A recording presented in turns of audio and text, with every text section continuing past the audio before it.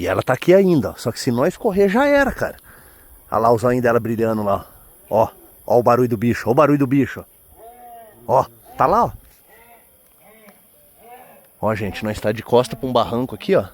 Que se virar as costas pro bicho já era. Esses bichos andam sozinhos? Mais sozinho. Isso aí só em época de acasalar que se anda em dois, o casal. Ou se tiver com filhote.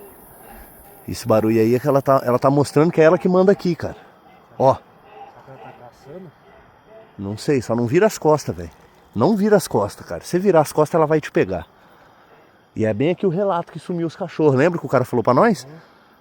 3 cachorros na semana. Sumiu aqui, ó. E nós não acreditou. Ó, aí, ó. O responsável de ter sumido os cachorros. Tomar cuidado, será que o bezerro tá lá em cima lá ainda? Não dá pra nós. Se nós virar as costas pra ela, filha, ela vai pegar. Ó, nós tá de costa pro barranco, gente. Ó, tem um barranco aqui, ó. Não tem o que fazer não, cara.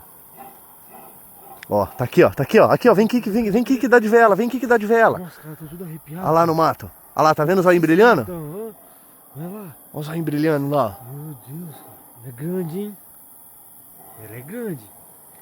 Rapaz do céu, vamos vazar daqui, velho. Vamos embora. Vamos por dentro do pasto embora. Vamos por dentro do pasto embora. Por dentro do pasto? Vamos por dentro do pasto. Eu não vou voltar mais aqui nunca mais nesse lugar, cara. Então vamos voltar então. Olha lá os olhinhos dela brilhando lá. Você tá vendo, ó? Que esquisito.